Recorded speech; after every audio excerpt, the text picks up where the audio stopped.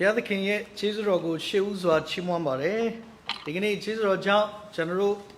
say you the Tandima, whip you go when yare, Payanama, David, Bonchi Basi. Digging le, Nokabato, Natambo Yantua, Chishu Nejare, Young Chizumia, Jarucha, you're doing Young Chizin and Chente no yet, then do Tendamian Headqua, online, Diana Brictamia, Cabananga Didiga, Chishu Jare. Mibanico Mamma, the no bodo, Piakin Tano Bama, Gaunji Minglan, Yanka Chenta Yabazi, Suk down, Gaunji Pilubare, Nokabato, Suk down, Saka Chabazu, Shentawia Yasodo Pia, Mingala Shido Nima, Mingala Daru di Suwilia, Diane Diao Niam to be made young children to buy, Diane Diao, she needed a need time to be made go wedging to buy. Longer than Naya Choga, say you rat them Yamapido Lalia, Tana Pulia, General Papu Yantua the Machanzago, Bada Piambigere, General Ye, Tadana, Gaunzao Azani Pipai, Dayam Siajigo, Garwa Pulia, Dignity, would you go where Jin to Siaji, Chango, Jerusalem, Kama, the Kimpia, Goro Piozi, Ludo Zagara, Piseba, Jano Piojin, Tegoro Piojin, Piseba, Natam Dumia, the Southia Piseba. She needed Nayama, Gaunji Biba, Long Chong Zeba, Queka Biba, Laimacha, Au Mimapia, Au Sakriari, Gong Gaunji Biba, the King Shunama Abshe, Suk down Sakalia, Wing Nabare Pia, Amen. Pia the King Chisrogo Chimomare, Logama, Luriga Mie Piores, Galid Kushide, Eraga Bales, or Kotamine Kujide, Kotamine Kujide, Lumieran Piovare, Malema Mare, the Mine Suraga, Guveji Avara. Kubeji Arab Chide. Damage Lutoromia, go the mine go ye, Lubiobi me, Yongchi do Tuacharo, General the Mango, Payane atu ye and Pulare. Amen. Out in Chadoni go Mama, then the mango then yeda tap, Payane atu ye at the mine the Pulare. Say you that the ha, to the mango to the outer yegera mobu may sway. To the mango, Paya, no capatone at 2 years, Kama. Yanni Ninia Jovi met 2 jungle, Jerubionia, Misui. Down say you them Yamapigo, Tana Bubo, Yoshi Lara. The town she ya Satongu net, Jolaila Satonianima, Yoshi get up today. Agu Natane Nases Rod, Nayane, Quanane Pinibi. Down Naya Quananeti, 2 John Jerubajang Biora, le. Bajones. Bajang tu jauh jaru Almidria Senjayara le, Jang Shide. Tu the mango do Yera Mobu, tu the mango do Payane do Yiger up today. Down in Chadoni go Mama, the mine Suraga Payane ye in Bulavare. Down in say you that the Jang Senjama Pedro, Logama, the mine Gaune do Shidro, the mine Sura le Shide. Umansuazo, Kababoma, American Nanga, such how young Tamaraji, Abraham Lincoln, tu the mine, the Gaune, Missy, a young Gaune. To Arche, Ludi Arlonha, Dandu, Yimiare, Quinye, had Lula Chendi, Yaro, had Ludia, 2 Jango, Piovi, Amieda, Chijujares, or Duyare. Down in it, the mine, Sorea, Gauno, the mine Yige, Jingo, Ludia, Netherday. Ding about my Mother Teresa. Mother Teresa, her, alone Liza Yare, Tadana Bus, Yamaji, Lubio, Mamabu, a toothpick. Sister Boga ni Mother Boa Yaulare. Tuma Kimom Shibabu, Tuma Dami Mishibu. Dame Dagava Longa, Mother Teresa go Chibi, Naruye Ami, Lupiovare. Bajanle, Tamain Kaunzwa, Payane, do the Yiger up Shide. They don't say Tamaraji Abraham Lingo and Babiole, Sumatown Chanza, Mapabe, Yongan Tine Mishibu. America Nangama, Dalona Meji, the Tamaraga. Sumatown Chanza Mapabe, Yongama Taimu Suraga, Payam below the Goji let to go on the Yatalu Chide. Down in General Tatama, Senjenziaga, the Goji do Payago, go where Jeha, Mingalab Chide, Mixway. Down in say you that Abraham Lincoln, Mother Teresa, 3 at the mine down if you're a young Piolo Gaune. 2 days or 2 years. The rule of the mine down Gaune Pokuri, Yashibare, Baboma. Ha the gate the mine Gaune Pokuri, Jang Piore Kama, a young 1 year days or a 2 years, 2 days, alone the Ama, a China Chare, 6 chandare or a 2 years. ဒီကနေ့ချက်တော်ညီကောင်မောင်တို့ကျွန်တော်တို့လည်းဖျားနဲ့အတူတမိုင်းကြီးဖို့လိုတယ်။ဒါကြောင့်ဒီကနေ့ဆရာကြီးရတန်ကျောင်းကိုတစ်စိတ်တစ်စောင်းကျွန်တော်တို့ဒီကနေ့လေ့လာသွားမှာဖြစ်တယ်။ဒါကြောင့် Facebook မှာပါတဲ့စကားလုံးလေးစာလေးနှစ်ချောင်းကိုပေါ့နော်ကျွန်တော်ကဖတ်တော့အရန်သဘောကျလို့ဖော်ပြခြင်းနဲ့ Facebook မှာဒါလေးတွေ့ရတော့ပါ။ကိုလျှောက်တဲ့လမ်းမှန်ရင်တဲ့ကြံခဲ့တဲ့ခြေရာမှာတောင်သိက္ခာရှိတယ်။ပြန်ပြောခြင်းနဲ့ကိုလျှောက်တဲ့လမ်းကမှန်ရင်တဲ့ကြံခဲ့တဲ့ခြေရာမှာတောင်သိက္ခာရှိတယ်ဒီကနေ့ဆရာကြီးယူရသံဖျားနဲ့သူရှောက်ခဲ့တဲ့လမ်းမှန်တဲ့အခါမှာသူ့ရဲ့ခြေရာတိုင်းဟာသိက္ခာရှိနေတယ်သူသွားတဲ့နေရာတိုင်းဟာအမှတ်တရကျွန်တော်တို့ကအောက်မေ့တရိယာနေရတယ်ဆိုတာတွေ့ရတယ်ဆရာကြီးယူရသံဆိုတာဘာလို့လဲ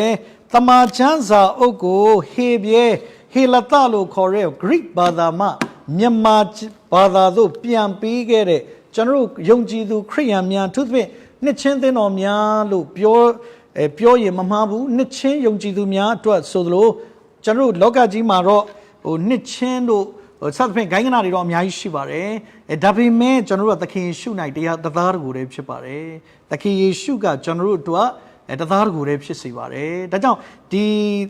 ကျမ်းစာရဲ့ထိတ်ဆုံးမှာဓမ္မဟောင်းဓမ္မသစ်ဒီဟူသောထာဝရဘုရား၏တမန်ကျမ်းအပေါ်ဆုံးမှာရေးထားတဲ့ဟေဘရဲဟေလသပါဠိတော်မှမြန်မာဘာသာအဖြစ်ဆရာယုဒတန်အနတ်ပြန်၍ပုံနှိပ်သောဓမ္မဟောင်းနှင့်ဓမ္မသစ်ဒီဟုသောထာဝရဘုရား၏တမန်ကျမ်းနောက်ဒီကနေ့ဆရာယုဒတန်ဟာတမန်ကျမ်းစာကိုဘာသာပြန်ခဲ့တယ်ဒါကြောင့်ကျွန်တော်ပြန်ဖတ်နိုင်တာဖြစ်တယ်အကယ်သူသာမပြန်နိုင်ရင်မပြန်ခဲ့ရင်ကျွန်တော်မြန်မာလူဖြတ်ဖတ်လို့ရမှာမဟုတ်ဘူးဒါကြောင့်လေးစားထိုက်တဲ့ပုံကိုကြီးဖြစ်တယ်ဒါတော့တချို့မေးတယ်ဆရာယူရတန်ဂျက်ဆန်သိလားဆိုတော့တချို့ကပြောတယ်မိုက်ကယ်ဂျက်ဆန်ပဲသိတယ်ဆရာနော်အဲ့တော့မိုက်ကယ်ဂျက်ဆန်တက်ဆရာယူရတန်ကိုလည်းသိဖို့လိုပါတယ်အဒေါနီယန်ဂျက်ဆန်နော်ဆရာယူရတန်ထူးခြားတယ်ဒါကြောင့်ခုနစကားနော် Facebook မှာပါတဲ့စကားလေးပါနော်ရေးတဲ့သူကို credit ပေးပါတယ်အဲ့တော့ကိုလျှောက်တဲ့လမ်းမှန်ရင်ကြံခဲ့တဲ့ခြေရတော်သိခါရှိတယ်တဲ့နောက်ဒုတိယတစ်ချက်ကလေလူတိုင်းကြိုက်အောင်နေပြဖို့ထက်တဲ့လူတိုင်းမထိခိုက်အောင်နေတတ်ပါတဲ့နော်ကိုကြောင့်သူတစ်ပါးမထိခိုက်အောင်တဲ့ကိုကြောင့်သူတစ်ပါးဒုက္ခမရောက်အောင်နေတတ်ပါတဲ့နော်ဒါ Facebook မှာပါတဲ့အရာလေးအဲ့တော့ဒါလေးကိုကျွန်တော်ကဖတ်ပြီးတော့ဆရာကြီးရတန်သူတစ်ပါးကိုအကျိုးပြုခဲ့တာပဲဆရာကြီးရတန်ရှောက်ခဲ့တဲ့လမ်းမှန်ခဲ့တဲ့အခါမှာသူ့ခြေရာဟာယနေ့ထိကျွန်တော်တို့ကသိက္ခာရှိပြောပြနေရတယ်ဆိုတာတွေ့ရတယ်ဒါဒီကနေ့ချက်တော်ညီကောင်မောင်တို့ကျွန်တော်တို့စင်ကျင်စရာကဆရာကြီးရတန်နဲ့ပတ်သက်ပြီးဒီကနေ့ top 3ချောင်းဆိုတော့ကျွန်တော်စင်ကျင်မှာဖြစ်တယ်အဲ့ဒါလေးမပြောခင်မှာအဖြစ်ပြလေးတစ်ခုပြောချင်တယ်တခါတော့ကကလေးလေးတယောက်ကတုတ်သက်3နှစ်သားမှာဒီကလေးလေးကကျန်းစာခန်းကြီးတစ်ခန်းကိုအလွတ်ပြန်နိုင်တယ်အသက်10နှစ်သားရောက်တဲ့အခါမှာသင်္ချာကိုကောင်းကောင်းတွက်နိုင်ပြီးအင်္ဂလိပ်စကားနဲ့လက်တင်စကားကိုသူဘာသာပြန်နိုင်ပြီအဲ့လိုကနေဒီကလေးကကြီးလာတဲ့အခါမှာသူတက္ကသိုလ်ရောက်သွားတယ်တက္ကသိုလ်တက်တဲ့အခါမှာဖြစ်ချင်တော့ तू ကတလောက်ဖျားချစ်တဲ့ကလေးလေးငယ်ငယ်တည်းက3နှစ်သားမှစံစာတစ်ခန်းဖတ်နိုင်တယ်အလွန်တော်တယ်အလွန်ထက်မြက်တယ်သူဖခင်ကသင်အောင်ဆရာကြီးလို့ပြောရင်မမှားဘူးသူမိခင်ကဖျားချစ်တယ်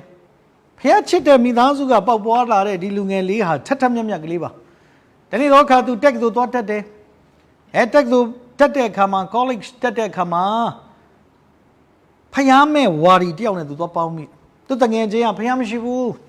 လောကကြီးမှာဖျားမရှိဘူး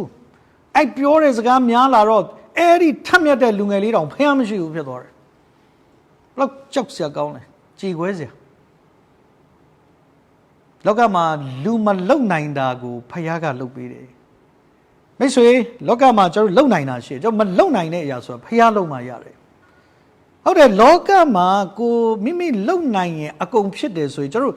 ဆေးဝယ်လို့ဆေးတောက်ရင်ဆေးတောက်တိုင်းသာကျမ်းမာရင်ကျွန်တော်လောကမှာဘုရားဆိုတာမလိုတော့ဘူးပြအဲ့ကဆေးတောက်တိုင်းမပြောက်လို့သေသွားတာပြောချင်တာဆေးဆိုတာဝယ်လို့ရတယ်ကျမ်းမာခြင်းဆိုတာဘုရားပေးမှရတယ်နောက်ဒီကနေ့လောကမှာကျွန်တော်လုံနိုင်တဲ့အရာရှိတယ်မလုံနိုင်တဲ့အရာဆိုတာဘယ်သူလုပ်ပေးမှရလဲဖျက်လို့ပြီးမှရတယ်ဆိုတာတမန်ကျမ်းစာအဖြစ်တွေ့ရတယ်။ဒါကြောင့်ဒီလူငယ်လေးကအဲ့ဒီဖျားမဲ့ဝါရီတယောက်နဲ့သူသွားပေါင်းတယ်။သွားပေါင်းတဲ့အခါသူချုံပြောရင်တော့သူကိုယ်တိုင်ဖျားမဲ့ဝါရီဖြစ်သွားတယ်။လောကကြီးမှာဖျားမရှိဘူး။ဖျားကိုအန်တုတဲ့စကားတွေသူပြောတယ်။ အဲ့ဒီတော့ခါမှာသူကြောင်းပြီးတော့အိမ်ပြန်တယ်အိမ်ရောက်တဲ့ခါသူ့မိဘတွေကသူ့ကိုဓမ္မမှုတော်ဆောင်ဖြစ်စေခြင်းပေမဲ့သူစိတ်ဝင်စားတော့ဘူးကျွန်တော်ဓမ္မမှုတော်ဆောင်မလုပ်ချင်ဘူးကျွန်တော်ကစာရေးဆရာပဲလုပ်ချင်တယ်အဲ့တော့မိဘတွေကဟာသူဘုရားမဲ့ဝါရီဖြစ်တော့ဘလို့ပြောလို့မရတော့အဲ့သူတငယ်ချင်းရဲ့စကားတွေပဲသူနားယောင်ပြီးအဲ့တငယ်ချင်းကိုပဲသူသိအထင်ကြီးသွားတယ်အဲ့တငယ်ချင်းရဲ့စကားတွေဝင်သွားပြီးသူဘုရားကိုလက်မခံတော့ဘူးအဲ့တော့သူအိမ်ပြန်ရောက်တဲ့အခါမိဘတွေကိုပြောတယ်ကျွန်တော်ဖျားမှုတော်မြတ်ကိုမဆောင်ချင်ဘူးဟုတ်ပြီကျွန်တော်နယူးယောက်မှာစာသွားရေးမယ်အဲ့ဒီချိန်မှာပဲသူနယူးယောက်ကိုသွားတယ်သွားပြီးသူစာရေးတဲ့အခါမှာလုံးဝမအောင်မြင်ဘူးဗျလုံးဝမအောင်မြင်ဘူးသူဘာလုပ်လို့အဆင်မပြေဘူးဖြစ်တယ်ဘာကြောင့်လဲဖျားကိုသူလက်မခံဘူးဖြစ်တယ်အဲ့ဒီတော့အခါမှာမအောင်မြင်တော့သူပြန်လာတော့သူ့အိမ်ကိုပြန်တဲ့အခါမှာလမ်းမှာတဲခိုခန်းတစ်ခန်းကိုညနဲ့သွားတော့သူဝင်တဲတယ်ဝင်တဲတော့အဲ့သူတဲတဲ့တဲခိုခန်းရဲ့ဘေးအခန်းမှာလူတစ်ယောက်ကတညလုံးညီးတယ်ဗျတညလုံးညီးတယ်ဟာညီးတော့ तू ကလည်းဘေးခန်းနဲ့ကက်ရက်တော့ तू အိတ်လို့မရဘူးဖြစ် तू အိတ်လို့မရဘူးဟာမနော်ဆိုရင်လည်းကြောက်တဲခိုခန်းရဲ့ဒီမန်နေဂျာကို तू သွားပြောတယ်ဟာညဗျာကျွန်တော်ဘေးကခန်းမိတ်ဆွေကတညလုံးညီးတာဗျာကျွန်တော်လည်းအခုနယူးယောက်ကပြန်လာတာမောမောနဲ့အိတ်တာအိတ်လို့မရဘူးတညလုံးညီးတယ်အဲ့ချိန်မှာမန်နေဂျာပြောတယ်ဟုတ်တယ်တဲ့ခင်ဗျားပြောတဲ့အဲ့ဒီခင်ဗျားဘေးခန်းမိတ်ဆွေသိသွားပြီဟာ तू အံ့ဩသွားတယ်ဒီစာရေးဆရာလှုပ်ချင်တဲ့လူငယ်လေးကအံ့ဩသွားတယ်အံ့ဩပြီးတော့ဒီလူငယ်လေးကဟာဆိုရင်လည်းကျွန်တော်သူ့အလောင်းကိုကြည့်ချင်တယ်ဗျာတဲ့မန်နေဂျာပြောတယ်ရပါတယ်တဲ့ကြည့်လို့ရပါတယ်ဆိုတော့အဲ့ဒီအလောင်းကိုသွားကြည့်တာအဲ့လူငယ်အရန် short ဖြစ်သွားတယ် short ဖြစ်သွားတယ်အဲ့ဒါဘာလဲအဲ့ဒီအလောင်းကိုကြည့်လိုက်တဲ့အခါသူအရန်လေးစားရတဲ့ဖျားမဲ့ဝါဒီသူ့တငယ်ချင်းအီရာမီဖြစ်နေတယ်သူ့တငယ်ချင်းနာမည်အီရာမီဟာသူကြည့်ပြီးအံ့ဩသွားတယ်ဟာဖျားမရှိဘူးလို့သူကြည့်တယ်ပြောတယ်သူသေတော့ပြင်းထန်စွာခံစားပြီးသေရပြင်းထန်စွာခံစားပြီးသေတော့သူအဲ့မှာသဘောပေါက်သွားတယ်ငါသေရင်အဲ့လိုတော့မသေချင်ဘူးမိတွန်တောက်တီးပြီးငါမသေချင်ဘူးဒါကြောင့်သူသဘောပေါက်သွားပြီဖျားရှိတယ်ဟာငါ့တော့ကြည့်တယ် तू ကဖျားမရှိဘူးလို့ तू ကြည့်တယ်တွေပြောပြီး तू သေတော့ပြင်းထန်စွာခံစားပြီး तू သေတယ်ငါတော့အဲ့လိုမသေချင်ဘူးအဲ့ချိန်မှာ तू နောင်တရပြီးသခင်ယေရှုခရစ်တော်ဖျားကိုဆုတောင်းတယ်သူကယုံကြည်သူခရစ်ယာန်မိသားစုကပေါက်ဖွာလာတာဒါပေမဲ့ဒီတငယ်ချင်းနဲ့ပေါင်းလို့ဒီလိုဖြစ်သွားတယ်။ဟုတ်ကြေခွဲစရာကောင်းတယ်။နောက်ဆုံးသူနောင်တရတယ်မျက်ရည်ကျတယ်။အိမ်ပြန်တဲ့အခါသူ့မိဘကိုပြောတယ်ကျွန်တော်သာသနာပြုမယ်။အဲ့ဒီပုဂ္ဂိုလ်ကဆရာယူဒတန်ပဲဖြစ်တယ်မိတ်ဆွေ။ဆရာယူဒတန်။ဒါကြောင့်ဆရာယူဒတန်ကို1988ဩဂတ်စ်လ9ရက်နေ့မှာဆရာယူဒတန်ကို1988ဩဂတ်စ်လ9ရက်နေ့မှာအမေရိကန်နိုင်ငံမက်ဆာချူးဆက်ပြည်နယ်မော်တလင်းမြို့မှာသူ့ကိုမွေးခဲ့တာဖြစ်တယ်။သူ့မှာမွေးခြင်းမောင်နှမ4ယောက်ရှိတယ်။4ယောက်ရှိတယ်။သူ့ရဲ့နာမည်အရင်ကအဒေါ်နီယန်ဂျက်ဆန်ဖြစ်တယ်။ကျွန်တော်မြန်မာလိုပဲရေးထားတာဖြစ်ပါတယ်။အရှိရ TV မှာတော့မြင်ရလိမ့်မယ်လို့ယုံကြည်တယ်။အဒေါ်နီယန်ဂျက်ဆန်ကို1988ဩဂတ်စ်လ9ရက်နေ့မှာမွေးခဲ့တာဖြစ်တယ်။သူ့ရဲ့မွေးခြင်းမောင်နှမ4ယောက်မှာသူသားအကြီးဆုံးဖြစ်တယ်။ဒုတိယသူ့ညီမလေးနာမည် Abigail Brown Jackson လို့ခေါ်တယ်။သူကသက်90မှာခေါ်တော်မူခြင်းခံရတယ်။တတိယသူ့ညီလေးနာမည် Elnathan လို့ခေါ်တယ်။သူကရေဓာတ်ခွဲစိတ်ဆရာဝန်ကြီးတစ်ယောက်ဖြစ်တယ်။ဇရုထသူ့ညီမလေးတစ်ယောက်နာမည်ကတော့ Mary လို့ခေါ်တယ်။ Mary ကအသက်6လနဲ့ခေါ်တော်မူခြင်းခံရတယ်။ဒါဆရာကြီးယူရတန်ရဲ့ငယ်စဉ်ဘဝဖြစ်တယ်။ဆရာကြီးယူရတန်ဟာငယ်ငယ်တုန်းကအလွန်ထက်မြက်တဲ့လူငယ်တစ်ယောက်လို့ပြောရင်မမှားဘူးသူ့ရဲ့အိမ်နောက်ဖွေးမှာတဲ့သူနေကိုစက်ကူကိုအပေါက်ဖောက်ပြီးနေကိုတလို့ကြည့်ဘူးတဲ့သူ့မျက်လုံးတွေဖူးရောင်ကိုင်းတဲ့ထိကြည့်တာသူ့အမေကကြည့်ပြီးအံ့ဩတယ်သားရဲ့နေရဘာဖြစ်လို့အဲ့လောက်တောင်အင်အားကြီးစွာဖြစ်ထိုးနိုင်တာလဲသူအံ့ဩပြီးလေ့လာတာငယ်ငယ်လေးကလေးကသူ့မှာစူးစမ်းတတ်တဲ့စိတ်သဘောရှိတယ်ဆိုတာတွေ့ရတယ်ဒါကြောင့်ဆရာကြီးယူရတန်ဟာမော်ဒလင်းမျိုးမှာမွေးဖွားတယ်လို့သူ့ရဲ့မွေးခြင်းမောင်နှမ4ယောက်ထဲမှာသူကအထက်မြတ်ဆုံးအကိုကြီးလို့ပြောရင်လေမမှားဘူးဆိုတာတွေ့ရတယ်ဒါကြောင့်ဆယ်ယူရတန်ကခုနလိုပေါ့ဖျားမဲ့ဝါရီနဲ့ပေါင်းပြီးဖျားမရှိဘူးလို့ပြောပေမဲ့အဲ့ဖျားမဲ့ဝါရီသေတဲ့ကမိတွန်တောက်တီးပြီးသေရတာမိတွန်တောက်တီးပြီးသေရတာအဲ့မှာသူသဘောပေါက်သွားတယ်ဟာဖျားကိုသူကောင်းကောင်းလက်ခံတယ်ဒါကြောင့်သူက1810မှာ မဟာဝိဇ္ဇာဘွဲ့ရပြီးအရှိတိုင်းအမေရိကန်အဝေးသာသနာကိုသူအစပြုခဲ့တယ်ပြီးရင်1812ခုနှစ်ဖေဖော်ဝါရီလ9ရက်နေ့မှာအန်လို့ခေါ်တဲ့မမအန်ဂျက်ဆန်နဲ့သူလက်ထပ်ခဲ့တယ်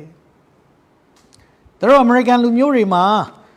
သူတို့ရဲ့နောက်ဆုံးနာမည်ကိုသူတို့ရဲ့ခင်မွန်းနာမည်ကိုပေးရတယ်သူတို့ရဲ့ last name နောက်ဆုံးနာမည်ကိုသူတို့ရဲ့ခင်မွန်းနာမည်ကိုပေးရတယ်ဒါကြောင့်မမအန်နာမည်ကတော့ N ဒါပေမဲ့ဆရာကြီးရတန်နာမည်ကိုတွဲတဲ့ကြောင့် N Jackson လို့ခေါ်တယ်အဲ့တော့1812ဖေဖော်ဝါရီလ9ရက်နေ့မှာသူလက်ထပ်တယ်တော်တော်များများကလက်ထပ်ပြီးဟန်နီမွန်းခီးထွက်တယ်ဆရာကြီးရတန်ကလက်ထပ်ပြီးဟန်နီမွန်းခီးမထွက်ခဲ့ဘူးသူကဘာလုပ်လဲဆိုတော့1812ဖေဖော်ဝါရီလ9ရက်နေ့မှာအိန္ဒိယနိုင်ငံကိုသာသနာပြုဖို့သူထွက်ခွာခဲ့တာဖြစ်တယ်အိန္ဒိယနိုင်ငံကိုသူသာသနာပြုတယ်အဲ့အိန္ဒိယနိုင်ငံကိုသူသာသနာပြုဖို့ထွက်ခွာတဲ့အခါမှာအိန္ဒိယလူမျိုးတွေကသူ့ကိုလက်မခံဘူးဗျအဲ့တုန်းကလည်းအမျိုးမျိုးပေါ့နော်နိုင်ငံရေးရဲ့အနေထားအရသူ့ကိုမျိုးမျိုးထင်တယ်တကယ်တော့ तू ကရိုးသားတဲ့သာသနာပြုဆရာပါသူ့မှာနိုင်ငံရေးတွေဘာမှမပါပါဘူး तू ရိုးရိုးသားသား तू သာသနာပြုဖို့ပါတမချမ်းစာကို तू ဖော်ပြဖို့ရိုးရိုးသားသားပါဒါပေမဲ့အိန္ဒိယလူမျိုးတွေကသူ့ကိုတချို့ကနားမလဲတော့လက်မခံတဲ့အခါမှာကဲဘယ်သင်းမောပဲရတဲ့သင်းမောနဲ့ဖျားပို့တဲ့နေရာသွားမယ်ဆိုတဲ့အခါမှာဖျားရဲ့အကြံစီလို့ပဲပြောရမယ်အိန္ဒိယနိုင်ငံကနေမြန်မာပြည်လာတဲ့ပေါ်တူဂီသင်းမောတစ်စီးကသွားဖို့ရှိတယ်အဲ့တော့ဖျားကို तू ဆွတောင်းတယ်ဖျားသခင်ဒီမှာတော့တာနာပြုတ်ခွင့်မရတဲ့ကြောင့်ကိစ္စမရှိဘူးဖျားပို့တဲ့နေရာကျွန်တော်သွားမယ်ဆိုတော့အဲ့ဒီသင်းမောလက်မှတ်ဝယ်တဲ့အခါကွက်တိဖျားပြင်ဆင်ပေးတယ်အဲ့ဒါဖျားအကြံစီအဲ့ဂျော်ဂျီယာနာဆိုတဲ့သင်းမောနဲ့အိန္ဒိယနိုင်ငံကနေမြန်မာပြည်ကို1873ဇူလိုင်လ23ရက်နေ့မှာရောက်ခဲ့တာဖြစ်တယ်ဒါကြောင့်ဒီကနေ့2020ဇူလိုင်လ12ရက်နေ့ဒါကြောင့်နှစ်စဉ်နှစ်တိုင်းဇူလိုင်လ23ရက်နေ့နဲ့အနည်းဆက်ဆုံးတနင်္ဂနွေနေ့မှာဆရာယူရတန်နေ့ဖြစ်ကျွန်တော်အောင်းမေသတိရပြီးဆရာယူရတန်အကြောင်းဂုဏ်ပြုပြီးနှုတ်ကပတ်တော်များဝေငှနားထောင်ရတယ်ဆိုတာတွေ့ရတယ်ဒါကြောင့်ဆရာယူရတန်ဟာဘဝမှာသင်္ဘော3စီးထင်ရှားစွာစီးခဲ့ပါတယ်ပထမဆုံးသူစီးခဲ့တဲ့သင်္ဘောကအမေရိကန်နိုင်ငံကနေအိန္ဒိယနိုင်ငံအထိစီးခဲ့တဲ့သင်္ဘောက Caribbean သင်္ဘောဖြစ်တယ်ဒုတိယသူစီးခဲ့တာအိန္ဒိယနိုင်ငံကနေမြန်မာပြည်ကိုစီးခဲ့တဲ့သင်္ဘောက Georgiana သင်္ဘောဖြစ်ပါတယ် Georgiana သင်္ဘောတတိယသူစီးခဲ့တဲ့သင်္ဘောကတော့အဲ့ဒီမြန်မာပြည်ကနေနောက်ဆုံးသူစေကူတာဖို့1850မှာသူအမေရိကကိုပြန်တဲ့အခါမှာသူနောက်ဆုံးအဲ့သင်္ဘောစီးပြီးအဲ့သင်္ဘောပေါ်မှာပဲခေါ်ရမှုချင်းခံရတယ်အဲ့သင်္ဘောနာမည် Aristide Maria လို့ခေါ်တယ်ကျွန်တော်မြန်မာလိုပဲကျွန်တော်ရေးထားတာဖြစ်ပါတယ်ဟိုအားလုံးမြင်ရမယ်လို့ယုံကြည်တယ်တချို့လဲနားထောင်တဲ့သူတွေထဲမှာဆရာကြီးရတန်နဲ့ပတ်သက်ပြီးပို့ပြီးနန်းနန်းဆက်ဆက်သိတဲ့သူလည်းရှိကောင်းရှိမှာပါအခုကတော့ကျွန်တော်သိတဲ့အရာလေးကိုကျွန်တော်တင်ပြပေးခြင်းဖြစ်ပါတယ်ဒါဆရာကြီးရတန်နဲ့ပတ်သက်ကတော့ပြောရင်တော့ပြောမကုန်ပါဘူးအများကြီးရှိပါတယ်ဒါဆရာကြီးရတန်ကအိန္ဒိယကနေမြန်မာပြည်ကိုဂျော်ဂျီယာနာလို့ခေါ်တဲ့အဲ့ဒီသင်္ဘောနဲ့ရောက်ပြီး1873ဇူလိုင်23မှာရောက်ခဲ့တာအဲ့ဒီကနေသာသနာပြုလိုက်တာကျွန်တော်တို့အလွန်မွန်မြတ်တဲ့တမန်ကျမ်းစာကိုမြန်မာလိုဘာသာပြန်ပေးသွားတဲ့ပုဂ္ဂိုလ်ကြီးဖြစ်တယ်။ဒါကြောင့်ဆရာကြီးရတန်ရဲ့အသက်တာကိုလေ့လာလိုက်တဲ့အခါမှာထူးခြားတဲ့အချက်၃ချက်သော့၃ချောင်းတွေ့ရပါတယ်။ဒါကြောင့်ဆရာကြီးရတန်ကမြန်မာပြည်ကို1873ဇူလိုင်23မှာသူမြန်မာပြည်ကိုရောက်ခဲ့တာဖြစ်တယ်။မြန်မာပြည်ကို1873ဇူလိုင်23မှာရောက်ခဲ့တယ်။ရောက်တဲ့အချိန်မှာပဲတကယ်တော့အမေရိကန်နိုင်ငံသားတယောက်ကမြန်မာပြည်လာတဲ့အခါသူ့မှာဘာပြောခက်ခဲခြင်းတွေများပါတယ်။အစားတောက်မတူဘူး၊ရေကန်မြေကန်မတူဘူး၊အနေထားမတူဘူး။ဒါပေမဲ့ तू ဖျားကိုချစ်တဲ့စိတ်နဲ့လာသာနာပြုလို့ကျွန်တော်တို့ယနေ့သူ့အကြောင်းကိုပြောနေရတယ်။ဒါကြောင့်ကျွန်တော်ဏ္ဍန်ပြောတယ်။ကျွန်တော်သမိုင်းကိုဖျားနဲ့ရေးရပိုလှတယ်မိတ်ဆွေ။ဆရာယူရတန်ဟာသူ့သမိုင်းကိုဖျားနဲ့ရေးခဲ့တယ်။ချစ်တော်ညီကိုမောင်မချစ်တော်မိဘများချစ်တော်ညီကိုမောင်မများကျွန်တော်တို့တတ်တာမှာသင်မိသားစုမှာသင်သမိုင်းကိုသင်ဖျားနဲ့ရေးခဲ့ရင်သင်ရဲ့မျိုးဆက်တွေကသင်အကြောင်းကိုတနေ့ပြန်ပြောလာမှာဖြစ်တယ်။ဒါလေးကိုကျွန်တော်နားလည်ရမယ်။ဒါကိုဖော်ပြခြင်းနဲ့ဒါကြောင့်ဆရာယူရတန်ကတော့၃ချောင်းသူ့ဘဝမှာရှိခဲ့တယ်။ဒါကြောင့်ဒီကနေ့ဝေငှတဲ့ခေါင်းစဉ်ကဘာလဲဆိုတော့တော့၃ချောင်းဖြစ်တယ်။အဓိကကျမ်းကတော့ဘာလဲဆိုတော့126ခုမြောက်သောစာလံအပိုက်ငယ်9မှ6 126ခုမြောက်သောစာလံအပိုက်ငယ်9မှအပိုက်ငယ်6ထိဖြစ်ပါတယ်ကျွန်တော်နည်းနည်းလေးအဲ့ဒါလေးကိုဖတ်ပြခြင်းပါတယ်126ခုမြောက်သောစာလံအပိုက်ငယ်9မှအပိုက်ငယ်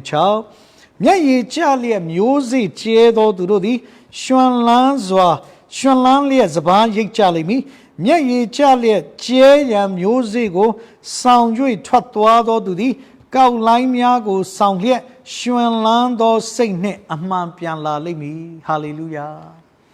ချစ်တော်ညီကိုမောင်မမျက်ရည်ကျလေမျိုးစေ့ကျဲတဲ့ဆရာကြီးယူရသယနေ့သူ့ရဲ့ကျဲခဲ့တဲ့မျိုးစေ့ကြောင့်ကျွန်တော်ရှင်လန်းစွာပြန်ရိတ်နိုင်တာဖြစ်တယ်နောက်ဒီနေ့ကျွန်တော်လည်းယနေ့ခက်ခဲခြင်းပင်ပန်းခြင်းတွေရှိပေမဲ့ဖခင်အတွက်မျက်ရည်ကျလေကျဲခဲ့တဲ့ယနေ့မျိုးစေ့ဒီတနေ့မျိုးဆက်တွေကပြန်ရိတ်ရမှာဖြစ်တယ်ဒါကိုကျွန်တော်နားလည်ရမှာဖြစ်တယ်ဒါဆရာကြီးရတန်ကိုဂုဏ်ပြုသောအဖြစ်ကျွန်တော်မြန်မာပြည်မှာဆိုရင်ယူရတန်နှစ်ချင်းအသင်းတော်เนาะကျွန်တော်တို့ Jackson Church ဆရာကြီးရတန်ဂုဏ်ပြုသောအဖြစ်ဒီ Jackson Church ကိုတည်ဆောက်ခဲ့တာ1932 March လ31ရက်နေ့မှာဆက်ဆောက်ခဲ့တယ်เนาะကျွန်တော်တို့မြန်မာပြည်မှာနေတဲ့သူအားလုံးကျွန်တော်တို့တော်တော်များများသိတယ်ယုံကြည်သူခရိယန်တွေသိတယ်ကမ္ဘာနိုင်ငံသီးသီးမှာရောက်ရှိသွားတဲ့သူတွေဆိုလည်းသိတယ်တကယ်တော့ဒီဆရာယူရတန်ရဲ့မျက်ရည်ကျပြီးကျဲခဲ့တဲ့မျိုးစေ့ကအံ့ဩစရာသူ့ကိုဂုဏ်ပြုပြီးဒီ Jackson Church ကိုတည်ဆောက်ခဲ့တာဖြစ်တယ်1932ခုနှစ် March လ31ရက်နေ့မှာစဆောက်တယ်1933ခုနှစ် November လ12ရက်နေ့နနက်10နာရီခွဲမှာအနုမောနာခေါ်ပြီးဖွင့်လှစ်ခဲ့တယ်ဆိုတာတွေ့ရတယ်ပြန်ပြောချင်တယ်1932 March လ31ရက်နေ့မှာ Jackson Church ကိုစဆောက်တယ်1933ခုနှစ် November လ12ရက်နေ့နနက်10နာရီခွဲမှာအနုမောနာခေါ်ပြီးဗိမာန်တော်ဖွင့်ပွဲကိုပြုလုပ်ခဲ့တယ်အဲ Jackson Church စောက်တဲ့ကုန်ကြစည်ကအဲ့ဒီခေတ်ကာလတော့မြန်မာငွေ8သိန်းကုန်ကြခဲ့တယ်ဆိုတော့သမိုင်းထောက်ထားအဖြစ်တွေ့ရတယ်အဓိကဆရာကြီးရတန်ကိုဂုဏ်ပြုပြီးစောက်ခြင်းဖြစ်သလိုအရင်တုန်းကကျွန်တော်တို့ဒီမြန်မာပြည်မှာရှိတဲ့ဒီရန်ကုန်တက္ကသိုလ်ကိုနိုင်ငံခြားသားတွေကအများကြီးလာတက်တယ်အမေရိကကလာတက်တယ်China ကလာတက်တယ်ဂျပန်ကလာတက်တယ်ရုရှားကလာတက်တယ်အဲ့ဒီလာတက်တဲ့တက္ကသိုလ်ကျောင်းသားတွေတဲမှာယုံကြည်သူခရိယန်တွေပါတဲ့တကြောင်သူတို့တနင်္ဂနွေနေ့ဆိုဖယားရှိခိုးဖို့တော်လကောင်းဆရာကြီးရတန်ကိုဂုဏ်ပြုခြင်းတဲ့အကြောင်းတော်ကြောင့်တော်လကောင်းဒီ Jackson Church ကိုတည်ဆောက်တဲ့အခါမှာအဲ့ဒီပြပကမြန်မာပြည်ကိုလာတက်တဲ့ college ကျောင်းသားတွေတက္ကသိုလ်ကျောင်းသားတွေကတနင်္ဂနွေနေ့ဆိုအဲ့ Jackson Church မှာဖယားရှိခိုးခဲ့တယ်ဆိုတာသမိုင်းမှတ်တမ်းအဖြစ်တွေ့ရတယ်ဒါဒီကနေ့ချစ်တော်ညီကိုမောင်မများဆရာကြီးရတန်ဟာအလွန်ဂုဏ်ပြုထိုက်တယ်လို့သူ့အကြောင်းကိုကျွန်တော်ခန်းခန်းနာနာပြောနေရတာသူ့မှာတော့၃ကြောင်းရှိလို့နံပါတ်1ပထမဆုံးတော့ဘာလဲနှုတ်ကပတ်တော်ကိုနေ့စဉ်ဖတ်ရှုသည်ဆရာကြီးရတန်ဒီနှုတ်ကပတ်တော်ကိုနေ့စဉ်ဖတ်ရှုတဲ့ပုဂ္ဂိုလ်ဖြစ်တယ်ဆရာကြီးရတန်ကတဲ့တရက်ကိုဘဏ္ဍနာယီကျမ်းစာဖတ်တယ်လဲဆိုရင်တရက်ကိုတဲ့12နာရီကျမ်းစာဖတ်တယ်12နာရီဆိုတာမနည်းဘူး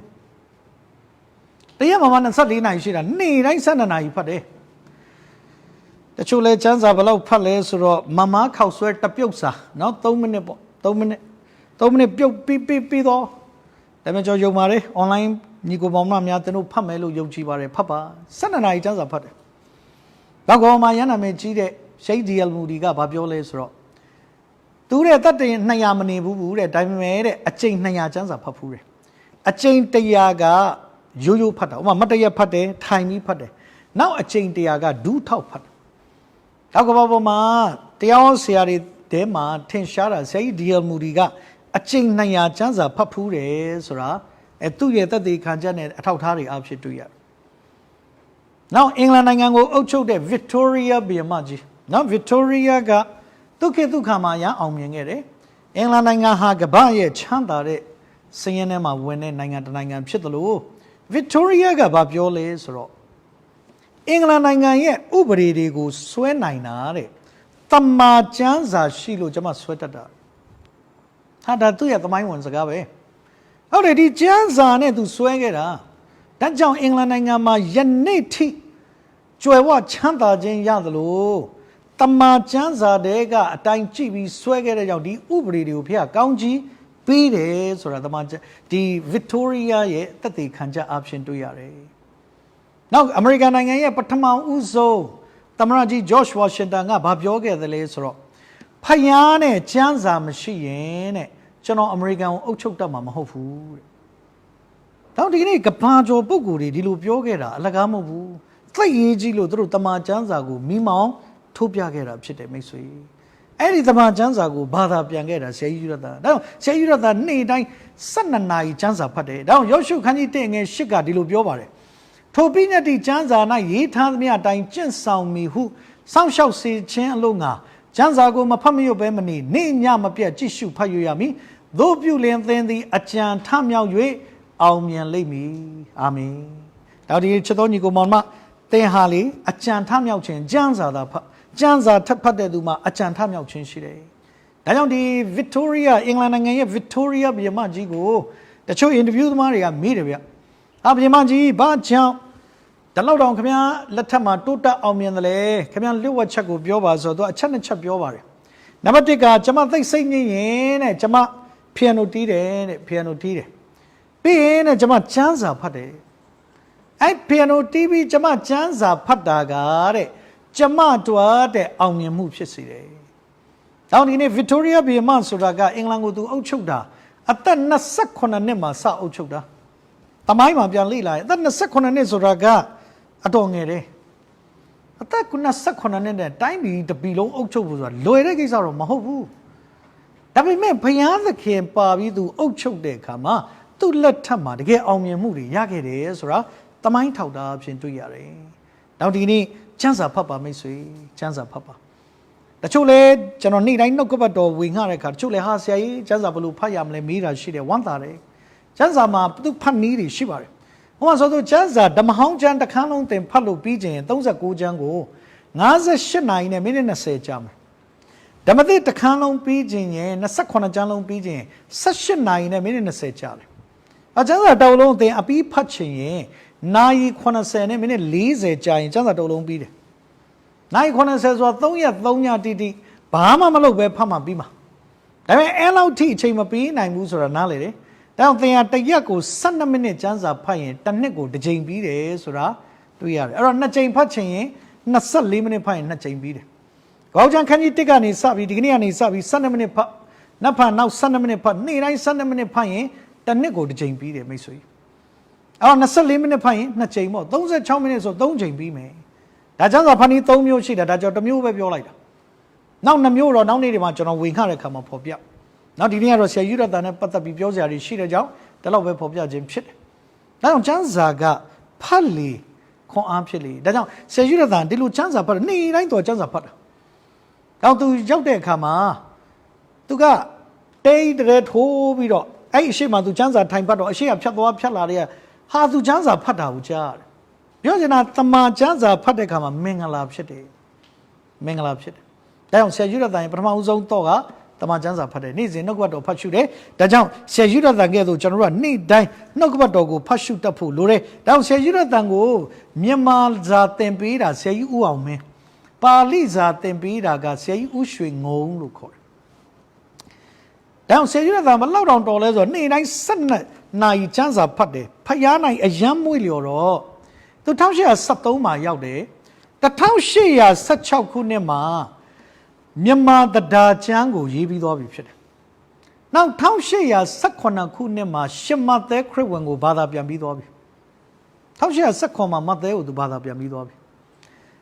အဲ့တော့စဉ်းစားကြည့်1873မှာရောက်တယ်1819နှစ်မှာဘာသာပြန်ပြီးဆိုတော့4နှစ်တွင်းမှာရှင်မဿဲခရစ်ဝင်ကိုသူဘာသာပြန်ပြီးသွားပြီဘာလောက်တော်လဲဒါကြောင့်ကျွန်တော်ကဏ္ဍဏ္ဍာန်းပြောတာသူ့သမိုင်းသူရေးတာမဟုတ်ဘူးမိတ်ဆွေဖယားနဲ့တူရေးခဲ့လို့သူများမလုံနိုင်တဲ့အဩစရာတွေသူလုတ်သွားနိုင်တာဖြစ်တယ်ဒါထူးခြားတယ်ဒါရှမသက်ခရစ်ဝင်ခန်းကြီး1ကနေခန်းကြီး28တိရှိတယ်ရှမသက်ခရစ်ဝင်ခန်းကြီး1ဆိုတကယ်ရှုရဲ့ဆွေစဉ်မျိုးဆက်တွေအများကြီးပဲပြောချင်တာသိခတ်တယ်ကျွန်တော်ပြောမယ်အင်္ဂလိပ်စကားတက်မြန်မာစကားသိခတ်တာနော်သိခတ်တာပြောတဲ့အခါတော့စကားလုံးလှလှပြောမှနားထောင်ကောင်းတာဒါကြောင့်ဟိုအရက်စကားလေးတစ်ခုရှိတယ်ဗျမပြောတတ်ရင်တဲ့ဟိုရိုင်းမလားတော့မသိဘူးเนาะဆဲသလိုဖြစ်ပါတယ်မပြောတတ်ရင်ဆဲသလိုဖြစ်တယ်အဲကျွန်တော်ကစကားပြောတတ်ရတယ်ဗျရင်ရင်ချစ်ချစ်လိမ့်လိမ့်မာမာတေတေတတ်တတ်ချောချောမွေ့မွေ့ကိုပြောလိုက်တဲ့အရာသူတစ်ပါးတွက်မျက်ရည်ကျစရာမဖြစ်ပဲနဲ့ပြုံးရွှင်စရာရေမောစရာကောင်းသောစကားကိုကျွန်တော်ပြောတတ်ဖယားကကျွန်တော်တို့ကိုလောကမှာထားတာကောင်းသောစကားပြောဖို့မိတ်ဆွေကျွန်တော်ဘုရားကောင်းသောစကားပြောဆရာယူရတန်ကောင်းသောစကားပြောခဲ့တယ်ဒါမြန်မာစကားမှာနော်သေသွားပြီဆိုရင်6မျိုးလောက်ပြောလို့ရတယ်အင်္ဂလိပ်စကားသေသွားတာ die သေပြီပြီးပြီ die ပြီးပြီ တလုံးနဲ့ပဲသိပြီမြန်မာစကားမှာအသက်30ကျော်ရင်ကိုယ်လွန်တယ်လို့ခေါ်တယ်မရှင်ဘရင်ဆိုနတ်ရွာဆန်တယ်လို့ခေါ်တယ်နောက်ပြီးသွားရင်သေသွားပြီလို့ခေါ်တယ်နော်တချို့လူငယ်ရက်စကားနေဆိုရှောသွားပြီတို့ဂန့်သွားပြီတို့အများကြီးပဲအများကြီးပဲသေတဲ့ຢာကိုပဲပြောတာ4 5 6လုံး9လုံးလောက်ထွက်လာတယ်အင်္ဂလိပ်စကားဒါသိပြီပြီးပြီပြောချင်တာကအင်္ဂလိပ်နဲ့မြန်မာကအင်္ဂလိပ်ကလွယ်မြန်မာသူကပြောရတာတော်တော်ခက်တယ်ဗျအဲ့လောက်ခက်တဲ့မြန်မာစကားကိုသူကောင်းကောင်းပြောနိုင်တယ်တဒါချမ်းကို1816မှာရေးတယ်ရှင်မသက်ခရစ်ဝင်1818မှာသူဘာသာပြန်ပြီးသွားပြီသူ1873မှာရောက်တယ်သူတောက်လျှောက်နှုတ်ကပတ်တော်ဝင်ငှတဲ့အခါမှာသူ့ကိုလည်း guideline ပေးတယ်မြန်မာစာဆရာကြီးဦးအောင်မင်းပါဠိစာသင်တဲ့ဆရာကြီးဦးရွှေငိုသူတို့ကလည်းသေချာသင်ကြားပေးတဲ့အခါမှာဆရာကြီးရတန်ကသူဝင်ငှရေးနဲ့မြန်မာပြည်မှာပထမဆုံးပြောင်းလဲသောသူမောင်နော်လို့ခေါ်တယ်ဦးနော်ကို1819နိုဝင်ဘာ29မှာလိပ်ပြာကံမှာသူနှင်ချင်းပေးခဲ့တယ်လိပ်ပြာကံမှာအဲ့ဒီအောင်ကြည့်ခြင်းအဖြစ်မောင်နော်သည်သခင်ယေရှုခရစ်တော်ကိုကယ်တင်ရှင်ဖြစ်သူယုံကြည်လက်ခံခဲ့တယ်ဆရာကြီးရတန်အားဖြင့်တောင်းသူဆရာကြီးရတန်ကဦးနော်ကိုနှင်ချင်းပေးတဲ့အခါချက်3ချက်မေးပါတယ်နံပါတ်1မောင်နော်သင်သည်သခင်ယေရှုခရစ်တော်ကိုကယ်တင်ပိုင်ရှင်ရှင်သခင်ဖြစ်ယုံသလားနံပါတ်2မောင်နော်သင်သည်သေသည့်တိုင်အောင်သခင်ယေရှုခရစ်တော်ကိုယုံကြည်မှာလားနံပါတ်3မောင်နော်မင်းအခုသခင်ယေရှုခရစ်တော်ကိုယုံတဲ့ကြောင့်ဘယင်ကတတ်မိန်ထုတ်ရောမင်းအသက်ခံမလားမောင်နော်ကပြောပါတယ်အသက်ခံပါမယ်ရှစ်ဘိုးဘေးတန်ရှင်းသူတွေရဲ့ယုံကြည်ခြင်းကကြီးတယ်အဲ့ဒီချက်3ချက်မေးပြီးသခင်ယေရှုခရစ်တော်ကိုလက်ခံတဲ့မောင်နော်ကိုလိပ်ပြာကံမှာနှင်ချင်းပေးခဲ့တယ်အဲ့ဒီလိပ်ပြာကံကတော့ကျွန်တော်တို့အင်္ဂလိပ်မြန်မာစစ်ပွဲနောက်ပိုင်းမှာဒီမြေကြီးဖုံးလိုက်တဲ့အခါမှာလိပ်ပြာကံကတော့မရှိတော့ဘူးပြောချင်တာမြေဖုတ်လိုက်ပြီဆိုတော့တွေ့ရတယ်ဒါကြောင့်ဟိုလိပ်ပြာကံဆိုလို့ဖြစ်ပျက်တစ်ခုပြောပြခြင်းတယ်တခါတော့ကလူငယ်လေးတယောက်ကလူငယ်လေးတယောက်ကိုမေးတယ်ဗျကံထဲမှာဘယ်ကံကြီးဆုံးလဲဟိုတယောက်ကစဉ်းစားတယ်အင်တော်ကြီးကံအင်းလေးကံဘာကံညာကံမှားတယ်တဲ့အမေရိကန်အကြီးဆုံးတဲ့နော်အမေရိကန်အကြီးဆုံးတဲ့အဲ့တော့အမေရိကန်နဲ့လူငယ်ကနောက်မေးတဲ့လူငယ်ကိုပြန်မေးတယ်ကဲဆိုလိပ်ထဲမှာဘယ်လိပ်ကြီးဆုံးလဲတဲ့ဟိုတယောက်ကပြောတယ်ဘာလိပ်ညာလိပ်မှားတယ်တဲ့အင်္ဂလိပ်အကြီးဆုံးတဲ့အင်္ဂလိပ်အကြီးဆုံးနော်ဒါအောင်ဆရာယူဒတ်မောင်တော်ကိုနှင်ချင်းပေးတာဘာကံလဲလိပ်ပြာကံမှာနှင်ချင်းပေးခဲ့တယ်ဆိုတာသမိုင်းထောက်ထားအဖြစ်တွေ့ရတယ်ဒါကြောင့်ဆရာယူဒတ်ဝေငှတဲ့အခါမှာပထမဆုံးပြောင်းလဲတဲ့သူ10ယောက်ရှိခဲ့တယ်အဲ့ပြောင်းလဲတဲ့သူ10ယောက်မရှိခင်မှာ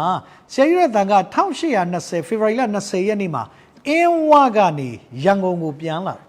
ဘာလို့တလဲဆိုတော့ तू အင်းဝမှာ तू တာသနာပြုခွင့်သွားတောင်းတယ်ဒါပေမဲ့မရခဲ့ဘူး तू ပြန်လာတယ်1820ဖေဖော်ဝါရီလ20မှာအဲ့လို तू သွားတောင်းတဲ့အချိန်မှာပဲ तू ပြန်လာတဲ့အချိန်မှာပဲ तू ဝေငှတဲ့အခါမှာ1820ကျော်မှာမြန်မာပြည်မှာပြောင်းလဲတဲ့သူ10ယောက်ရှိလာပြီနံပါတ်1ပထမဆုံးပြောင်းလဲတာဦးနော်ဖြစ်တယ်နံပါတ်2ဦးသာလနံပါတ်3ကဦးပြားနံပါတ်4ကတော့ဦးရွှေဘနံပါတ်5ကတော့ဦးမြတ်ရာနံပါတ်6ကဦးသာယာနံပါတ်9ကဦးညိုဒွေးနံပါတ်10ကတော့ခေါ်ရတာတော့နည်းနည်းလေးတော့တစ်မျိုးဖြစ်တယ်ဒါပေမဲ့ခေါ်ရမှာပဲဦးကွေးနော်နံပါတ်9ဦးရွှေငုံနံပါတ်10ဒေါ်မိန်ကလေးခေါ်ဒေါ်မိန်လှနော်မျိုးသားထဲမှာပထမဆုံးပြောင်းလဲခဲ့တာကဦးနော်အမျိုးသမီးထဲမှာပထမဆုံးပြောင်းလဲခဲ့တာသူ့နာမည်ရင်းကဒေါ်မိန်ကလေးဒေါ်မိန်လှလို့လည်းခေါ်တယ်နောက်နာမည်တစ်မျိုးကဒေါ်မင်းလေးလို့လည်းခေါ်တယ်နော်ဒါကဆရာယူရတာအားဖြင့်ပြောင်းလဲခဲ့တော်သူများဖြစ်တယ်ဆရာယူရတာရဲ့ပထမဆုံးတော့ဒီပါလဲနှုတ်ကပတ်တော်နေ့တိုင်းဖတ်ရှုတယ်ဆိုတာကိုတွေ့ရတယ်အဲ့တော့ဒီကနေ့နှုတ်ကပတ်တော်ဖတ်တော်သူမှာအကြံထမြောက်ပြီးအောင်မြင်တယ်ဆိုတာတမန်ကျမ်းစာအဖြစ်တွေ့ရတယ်အဲ့ဒီမှာသူသာသနာပြုဖို့အတွက်သူဘာသွားလုပ်လဲဆိုတော့ခွင့်ထပ်သွားတောင်းတယ်1822ခုနှစ်ဩဂတ်စ်လ28ရက်နေ့မှာရန်ကုန်ကနေအင်းဝကိုပြန်တက်အဲ့ဒီအချိန်မှာခွင့်တောင်းတဲ့အခါလည်းမရခဲ့ဘူးတတိယချိန်1823ဒီဇင်ဘာလ23ရက်နေ့မှာအင်းဝရန်ကုန်ကနေအင်းဝပြန်တက်တယ်တတိယချိန်ပြန်တက်တဲ့အခါမှာလည်းအဲ့ဒီအချိန်မှာမရတဲ့ပြင်ပို့ဆိုးတာအဖမ်းမှာခံလိုက်ရတယ်အော်ဒီရောက်ကြည့်ခြင်းအဖြစ်ဆရာယူရတန်ကတော်တော်ပင်ပန်းဆင်းရဲစွာဖြင့်သာသနာပြုခဲ့ရတယ်ဆိုတာတွေ့ရတယ်။တကယ်တော့ဆရာယူရတန်ကဆဲဆိုကျိမ်းမောင်းတဲ့အရာတွေတို့သူသင်ပေးတာမဟုတ်ဘူး။သူကောင်းတဲ့သမာတရားကိုသင်ပေးတာ။ဒါပေမဲ့အဲ့သမာတရားသင်ပေးတဲ့အရာကိုပြောချင်တာကခွင့်မပြုဘဲနဲ့နောက်ဆုံးမှသူအဖမ်းခံလိုက်ရတယ်။အဖမ်းခံလိုက်ရတဲ့အခါမှာဘယ်လိုသူ့ရဲ့သမိုင်းကိုသွားတွေ့ရလဲဆိုတော့1824ဇွန်လ25ရက်နေ့မှာ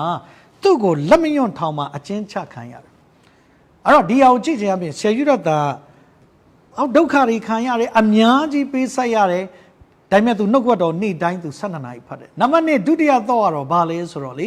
ေယေရှုခရစ်၌ရှိတဲ့စိတ်တော်သူ၌ရှိတယ်ဟောဒီကနေ့ချတော်ညီကောင်မောင်မခရစ်တော်အတွက်သာမဟုတ်ခဲ့ရင်သူမလုပ်နိုင်ဘူးဒါဒီကနေ့သင်ဟာတင့်စိတ်နဲ့သင်ဆိုဒီလောက်လုပ်နိုင်မှာမဟုတ်ဒါပေမဲ့သခင်ယေရှုနဲ့အတူလုပ်ရင်အလုပ်ပို့ပြီးတယ်ဒါဒီကနေ့ဖိလိပ္ပိဩရစာခန်းကြီးနဲ့ငယ်9ကဘာပြောလဲဆိုတော့ယေရှုခရစ်၌ရှိသောစိတ်တော်သင်တို့၌လည်းရှိကြလောဆရာကြီးတော်တန်ရဲ့ဒုတိယသောသည်ယေရှုခရစ်၌ရှိတဲ့စိတ်တော်ရှိတယ်ချတော်ညီကောင်မောင်မကိုယ့်သဘောဆိုလူကဒေါသကြီးတယ်လူကအကောင်းမမြင်တတ်ဘူးသူတစ်ပါးလူကအမြဲတမ်းအပြစ်ပဲပြောတတ်တယ်ဒါပေမဲ့သခင်ယေရှု၌ရှိတဲ့စိတ်တော်ရှိလိုက်ရင်လူဟာသူတစ်ပါးကိုအကောင်းမြင်တတ်လာတယ်ကောင်းသောစကားပြောလာတယ်မေတ္တာစကားပြောတတ်တယ်ဖခင်နာမဘုန်းကြီးပါစေတောင်ဆရာယူရတာဟာယေရှုခရစ်၌ရှိသောစိတ်တော်ရှိလို့တလောက်အပင်မခံပြီးသူစံစာဘာသာပြန်နေထောင်ကြတဲ့အခါလဲအပင်မခံပြီးသူဘာမှမပြောဘဲနဲ့စိတ်ဝန်ခံခဲ့တယ်သူပြစ်ရှိလို့မဟုတ်ဘူးသူ့ကိုမတရားဆွဆွဲပြီးဗာထဲထည့်လိုက်လေထောင်ထဲထည့်တယ်ဒါကြောင့်ဒီဟာကိုကြည့်ခြင်းအပြင်ဆရာယူရတန်သည်1824ဇွန်လ25ရက်နေ့မှာလက်မယွန့်ထောင်မှာအကျဉ်းချခံရတယ်အဲ့ချိန်မှာပဲသူထောင်ထဲမှာကျမ်းစာကိုဘာသာပြန်ကျင်တော့သူဘယ်လိုလုပ်ရလဲဆိုတော့သူ့မိန်းမမအန်ကိုဘာပြောလဲဆိုတော့ဒီကျမ်းစာအုပ်ကိုသူအိတ်တဲ့ခေါင်းအုံးမှာကျမ်းစာဘာသာပြန်တဲ့စာမူကိုထည့်ပြီးဘာလို့ လဲအချီနဲ့ချုပ်ပြီးခေါင်းအုံးနဲ့ခိုးပြီးပို့ရတာတိတ်တနာမှုကောင်းဆရာယူရတာအဲ့လောက်ဖိုးခပေးပြီးသူကျမ်းစာဘာသာပြန်အကေပြီးမိသွားရင်ဆွဲဖျဲလိုက်ရင်သူဘာသာပြန်တာအကုန်လုံးဟာနှမျောစရာအကုန်လုံးဆုံးရှုံးမယ်ဒါပေမဲ့ဖခင်ကကောင်းမြတ်တယ်ဗျဖြဲခွင့်လုံးဝမပေးဘူးဖခင်ကကောင်းကင်ဓမ္မနဲ့လိုက်စောင့်ရှောက်ပေးတယ်အဲ့တော့ညဆိုသူအဲ့လိုမျိုးဘာသာပြန်ခဲ့ရနောက်ကျွန်တော်တို့ကတမန်ကျမ်းစာဖတ်တာလေးစားစားဖတ်ချွတ်ရှိတယ်တမန်ကျမ်းစာဖတ်တာဆရာကြီးအိမ်မရလို့ကျမ်းစာဖတ်တာမျက်လုံးတွေဆင်းပြီးတော့ဩအဲ့ဒါလေဂုံယူစွာဖြင့်ပြောတာပဲတကယ်ကျမ်းစာဆိုတာဖတ်ရင်ပိုတော့မျက်လုံးချေရပိုပြီးတော့ခွန်အားတွေဖြစ်ရတော့ဒီကျွန်တော်တို့ကျမ်းစာကိုလေးစားဖတ်တချို့မောက်ခုံဖတ်တယ်တချို့လိုပတ်လက်ကြီးဖတ်တယ်နို့ကျွန်တော်တို့ထိုင်ပြီးသေချာဖတ်ဒူးထောက်ပြီးဖတ်မတ်တရက်ပြီးဖတ်လေးစားစားဖတ်ဘာလို့လဲဆိုတော့တမန်ကျမ်းစာဖခင်ရဲ့နှုတ်ကပတ်တော်ဖြစ်တယ်တောင်ဆရာယူရတာအဲ့လိုဘာသာပြန်တဲ့အချိန်မှာရုတ်တရက်ပဲဘာပြန်ထပ်ဖြစ်တယ်လဲဆိုတော့1825မေလ2ရက်နေ့မှာအဲ့လက်မယွန့်ထောင်ကနေသူ့အောင်ပင်လေထောင်ပို့လိုက်အောင်ပင်လေထောင်အောင်ပို့လိုက်တဲ့အခါမှာဟိုလေးရောက်ကိုသိတဲ့အတိုင်းပဲပြင်းစွာညှဉ်းပန်းနှိပ်စက်ခြင်းခံရအောင်ပင်လေထောင်မှာသူ့ကိုဒီဘယ်လိုမျိုးသူ့ကိုထားလဲဆိုတော့အဲ့ထောင်မှာညတိုင်းသူတို့ကိုခန္ဓာကိုယ်တို့ဇောက်ထိုးထားတာပြောချင်တာ6လောက်ကအပေါ်မှာခေါင်းကအောက်မှာဇောက်ထိုးထားတာပြောချင်တာဒီထောင်ထဲမှာဆရာကြီးတော်တော်ပြင်ပန်းစင်းရင်ခံရဒီကြားထဲသူ့ခေါင်းကအဲ့ဒီလက်မယွန့်ထောင်မှာကြံခဲ့တဲ့ကြောင့်သူ့သွားရက်ချင်းရုပ်တဲ့ထောင်ပြောင်းတော့အဲ့ခေါင်းထဲမှာအဲ့ချမ်းစာမူရင်းကြံခဲ့ပြီးဘာသာပြန်ထားတာသူမပါသွားဘူးဟာအဲ့ချိန်မှာအောင်ပင်လယ်ထောင်ရောက်တော့ဆရာကြီးကအရန်စိတ်ပူတယ်အဲ့ဒီယာသာတစ်ခုခုပြက်စီးသွားရင်သွားပြီအဲ့ချိန်မှာသူ့ဇနီးတဲ့မမအန်ကထောင်ဝင်စာလာတွေ့တော့ဆုတောင်းတယ်သူတို့ဇနီးမောင်နှံဆုတောင်းတယ်ဖျားသခင်အဲ့ဒီခေါင်းအုံထဲမှာရှိတဲ့မူရင်းချမ်းစာလေးသူဘာသာပြန်ထားတဲ့အရာသူလိုချင်တဲ့အခါဖယားကြမ်းကြမ်းပမာအဲ့ဒီလက်မယွန့်ထောင်ကသိတဲ့အတိုင်းပဲသူကကွင်းပြင်ထဲမှာရှိတယ်သဘောရှိတယ်အဲ့ဒီထောင်ထဲမှာအဲ့သူ့အခန်းကိုစစ်တဲ့စစ်သားလေးတယောက်ကပြောချင်တာကထောင်မှာတာဝန်ရှိတဲ့တယောက်ကအဲ့ဒီခေါင်းကိုဓာတ်နဲ့ခွဲတော့ဟာဒီစာရွက်တွေတွေ့လာတော့ဟာရှုပ်ပါတယ်ဆိုတော့ပြစ်လိုက်တာဖြစ်ချင်တော့အဲ့ဒီပြစ်လိုက်တဲ့အခါအိုးမျက်ဖုတ်ပေါ်မှာအဲ့ဒီစာအုပ်ကတော့ချတယ်အဲ့တော့ဆရာယူရတန်မို့အမြဲတမ်းဆရာယူရတန်ကိုကူညီပေးတယ်မမအန်ကိုကူညီပေးတယ်ဦးအင်းဆိုတာနော်ဦးအင်းကိုသွားရှာခိုင်းတဲ့အခါဦးအင်းကသွားရှာတာအောင်စရာဗျာအဲ့ဒီမျက်ဖုတ်ပေါ်မှာအဲ့ဒီကျမ်းစာဘာသာပြန်ထားတာတွေ့ရဆရာကြီးနဲ့မမအန်တို့ကငိုပြီးဖះကိုကျေးဇူးတင်တယ်အခေအဲ့ဒါပျောက်ပြက်ပြက်စီးသွားရင်ဆရာကြီးနောက်တစ်ချိန်ပြန်ဖះကောင်းမြတ်ပါတယ်အဲ့တော့အဲ့ဒီလက်မယွန့်ထောင်မှာသူဒီလိုပဲသူဘာသာဆက်ပြန်တယ်အဲ့ရနေမှာ1825နိုဝင်ဘာလ9ရက်နေ့မှာကျွန်တော်အင်္ဂလိပ်မြန်မာစစ်ပြေငြိမ်းရေးစာချုပ်ရန်နပူစာချုပ်ချုပ်တဲ့ကဒီအင်္ဂလိပ်ဘုရင်နဲ့မြန်မာဘုရင်ကြားမှာအင်္ဂလိပ်လိုနဲ့မြန်မာလိုဘာသာပြန်ဖို့ရှေးဂျူရသန်ကဘာသာတော့ပြန်ပေးရအဲဆိုမြန်မာလိုကောင်းကောင်းပြောတတ်တယ်ရှေးဂျူရသန်ဘာမြန်မာကျမ်းစာတော်ကဘာသာပြန်ခဲ့တာလေဟေဘရဲနဲ့ဟေလသကနေပြန်ခဲ့တာဓမ္မဟောင်းကဟေဘရဲလို့ရေးထားတာဓမ္မသစ်ကဟေလသလို့ခေါ်တဲ့ Greek လို့ရေးထားတာ အင်္ဂလိပ်ကနေသူဘာသာပြန်တာမဟုတ်နော်ဟေပြဲနဲ့ဟေလသဘာသာပြန်ဒါကြောင့်ကျွန်တော်ဓာတ်ရိုက်ပြန်ထားတာဒါဆရာယူရသံပြန်တဲ့သမာကျမ်းစာအုပ်ကပို့ပြီးထူးထူးခြားခြားဖတ်လို့ပို့ပြီးအဆင်ပြေတယ်ဆိုတာတွေ့ရတယ်အခုလည်းခက်သစ်တွေပြန်တာရှိပါတယ်ကောင်းပါတယ်အားလုံးကောင်းပါတယ်ဒါပေမဲ့ဆရာယူရသံပြန်တဲ့အခါမှာတကယ် powerful သူလည်းအများကြီးဆုတောင်းခဲ့တဲ့အခါဖယားသခင်ကတကယ်ထူးထူးခြားခြားကွက်တိပြောချင်တာမူရင်းအတိတ်ပဲမပြောက်ပဲသူကောင်းကောင်းပြန်ဆိုနိုင်တယ်ဆိုတာတွေ့ရတယ်အခုခက်သုံးနေလည်းရှိပါတယ်ကောင်းပါတယ်အားလုံးကအကောင်းဆုံးဆက်ကပ်ပြီးလှုပ်ချတာဝမ်းသာတယ်ဒါပေမဲ့ကျွန်တော်အများဆုံးဒီဆရာယူရသန်ရဲ့စာအုပ်ကိုပဲကျွန်တော်ဖတ်တယ်ဆိုတာတွေ့ရတယ်အခုလည်းဒီအင်္ဂလိပ်မြန်မာစစ်ပင်ကြီးစာချုပ်ချုပ်တဲ့အခါမှာဆရာယူရသန်မြန်မာလိုဘာသာပြန်တဲ့အခါမှာအဲ့ခေတ်ရအမေရိကန်ဒေါ်လာ100ရတယ်ဘာသာပြန်ကအဲ့100လုံးကိုသာသနာအတွက်ဆရာကြီးကလှူဒန်းသွားတယ်ဆိုတော့တမိုင်းထောက်တာအဖြစ်တွေ့ရတယ်အဲ့တော့အဲ့စာချုပ်မှာဘာသာပြန်တဲ့အခါမှာသူ့နောက်ဆုံးထောင်ကနေလွတ်မြောက်ခွင့်ပေးလိုက်တဲ့အခါမှာအိမ်ပြန်တဲ့အခါမှာဆရာကြီးကသိတ်ကြေခွဲစရာကောင်းတယ်1826မှာသူထောင်ကလွတ်ပြီးအိမ်ပြန်တဲ့အခါသူ့အိမ်ရှိကနေအန်ရီလို့ခေါ်တဲ့အခါမိမမရှိတော့ဘူးခေါ်တော်မူခြင်းခံရတယ်ဒါမမအန်ဒီ1826မှာမမယူရသန်ခေါ်တော်မူခြင်းခံရတယ်ဒါဆရာကြီးဟာပြင်းထန်စွာဖြင့်ကြေခွဲတယ်စိတ်ကြေခွဲမှုခံစားရတယ်မိမလည်းသိပြီအပြစ်မရှိပဲထောင်ချခြင်းခံရတယ်အခုကတော့ဒါစာချုပ်မှာဘာသာပြန်ပေးလို့သူ့ကိုတဏှာသွားဖြင့်လွတ်ပေးလိုက်သူကြေခွဲတယ်မျက်ရည်ကျတယ်ဒါပေမဲ့ဖျားလို့ကိုသူဆက်လုံနေတယ်ဒါကြောင့်နောက်ဆုံးဆရာကြီးကိုချက်ကျွေးမဲ့သူမရှိတော့ဆရာကြီးရဲ့ထမင်းအရင်တော့မမအန်ကအကောင်းဆုံးဆရာကြီးကိုပတ်ပိုးပေးတာဆရာကြီးကထောင်ကျတဲ့အခါမှာဒါတော့သမိုင်းမှာလိလိုက်တော့အများကြီးရှိပါတယ်သူထောပတ်စားကြတော့မမအန်ဟာစပင်မှာထောပတ်တို့ပြားရည်တို့တုတ်ပြီးတော့ယူလာခဲ့ဘူးတယ်လို့သမိုင်းမှာလိလိုက်တွေ့ရတယ်ဒါတော့နိုင်ငံသားတွေကနော်စားကြတဲ့သပင်ဝင်မစားတော့ဒါပေမဲ့စားကြလုံးလို့ဒီသပင်တွေကအရာကိုချစ်ပြီးစားအဲ့လောက်ထိသူပြီးဆက်ခဲ့တော့သပင်ဆိုတာနော်စာရေးဆရာကြီးတပါးပြောတာကျွန်တော်သိသဘောကျတယ်သူကပြောလဲဆိုသပင်အားတဲ့ခေါင်းပေါ်မှာရှိရင်တဲ့သိတံမိုးရှိတာဒါပေမဲ့အဲ့သပင်ကဟင်းကွက်ထဲရောက်သွားရင်တံမိုးမဲ့တော့ခေါင်းပေါ်မှာရှိရင်လူကလေးစားကြည့်ရတယ်ဟင်းကွက်ထဲရောက်ရင်မျက်နှာရှုပ်ပြီးကြည့်ရတယ်ဒါကြောင့်နဲ့မိမိရဲ့တံမိုးကိုအကောင်းဆုံးမြင့်တင်ပါလို့ဒီစာရေးဆရာကြီးကပြောပြတယ်ဒါလေးကိုသိသဘောကျသူဆရာကြီးတော့အဲ့လိုပြင်ပန်းခံပြီးတော့ကျမ်းစာပြန်ခဲ့ရဘာသာပြန်ခဲ့ရအဲ့တော့နောက်ဆုံးသူပြန်လာတဲ့အခါဇနီးတယ်မရှိတော့သူ့ရဲ့စဖို့မှုကသူ့ကိုချက်ကျွေးတဲ့အခါဆရာကြီးတော့ကထောင်ထဲမှာအားပြတ်တဲ့သဘောတွေ့ရဆရာဝန်သွားပြတဲ့အခါဆရာဝန်ကပြောတယ်အသားတက်လို့တယ်အသားတက်လို့တော့စဖို့မှုလဲအသားချက်ကျွေးစရာမရှိတော့ရှိတဲ့ຢာလေးချက်ကျွေးတော့ဆရာယူရတာစားတဲ့အခါမှာနှခမ်းမွေးအရှိကြီးတစ်ချောင်းထွက်တော့သူဒီလိုဆွဲထုတ်တော့ကြည့်ပြီးအော်တယ်သူစပုံမှုကိုမေးတယ်အဲ့ဒါပါလေကြွတ်ဆရာကြီးကြွတ်အမေရိကန်နိုင်ငံသားလဲကြွတ်စားရတာပဲပေါ့အသားတက်လို့တော့ဘယ်ဆရာပြဿနာမရှိဘူးကြွတ်တောင်းဆရာယူရတာရဲ့အသေးစိတ်ပြောရင်တော့မိုးလင်းသွားမယ်အများကြီးပါပဲစားရတာပဲမင်းရှိဘာအသားတက်တာပဲဝယ်ဆရာပြဿနာမရှိဘူးအဲ့လိုပြင်ပန်းခံပြီးသူအစီခံခဲ့တယ်။ဒါကြောင့်ဆရာကြီးယူရတန်ဟာ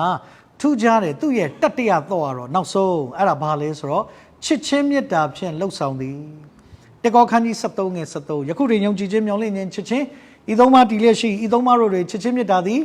အမျက်ဆုံးမိတ်ဆွေသင်ဟာလေချစ်တတ်ရင်လေအရာအလုံးကိုခွင့်လွတ်တိုင်းတယ်။ဒါဆရာကြီးယူရတန်သူ့ကိုဒုက္ခတွေပေးတယ်အန္တရာယ်တွေပြုတယ်ဒါပေမဲ့သူမေတ္တာနဲ့သူခွင့်လွတ်တယ်။သူ့မှာပင်ပန်းခြင်းဆင်းရဲခြင်းခံရတယ်ဖယားမေတ္တာနဲ့သူလှုပ်ဆောင်တယ်ဆိုတာတွေ့ရတယ်ဒါကြောင့်ဆရာယူရတာရဲ့တတ္တရတော့သည်ချစ်ချင်းမေတ္တာတော့ဒီနေ့ကျွန်တော်တို့ချစ်ချင်းမေတ္တာနဲ့လှုပ်ဆောင်ရင်ဖယားရဲ့ဘုံထင်ရှားခြင်းရှိတယ်ဆိုတာတွေ့ရတယ်ဒါကြောင့်ဆရာယူရတာဟာ1834ခုနှစ်မှာဒါလေးကျွန်တော်ပြောပြီးတော့ခါမှာဏီကုန်းချုပ်တော့မယ်1834မှာဓမ္မဟောင်းကျမ်းကိုဘာသာပြန်ပြီးတယ်1834မှာဓမ္မဟောင်းကျမ်းတစ်ကျမ်းလုံးကိုသူဘာသာပြန်ပြီးသွားတယ်ဆိုတာတွေ့ရတယ်အဲ့တော့သူဘာသာပြန်ပြီးတဲ့အချိန်မှာသူဇနီးတယ်ခေါ်ရမှုချင်းခံရပြီမရှိတဲ့အခါမှာဘာဖြစ်ဖြစ်ဆရာကြီးတွက်ကအထောက်အမဆိုတာလိုအပ်တယ်ဗျအထောက်အမဆိုတာလိုပါတယ်ဒါကြောင့်လူဟာအထောက်အမလိုတယ်ဒါကြောင့်ဆရာယူရတန်ဟာသူကမမအန်ဂျက်ဆန်လို့ခေါ်တဲ့မမအန်ဂျက်ဆန်ဟာ1826မှာသူခေါ်ရမှုချင်းခံရတယ်သူခေါ်ရမှုချင်းခံရတဲ့အခါမှာဆရာယူရတန်ကဘသူနဲ့သူလက်ဆက်လဲဆိုတော့မမဆာရာလို့ခေါ်တဲ့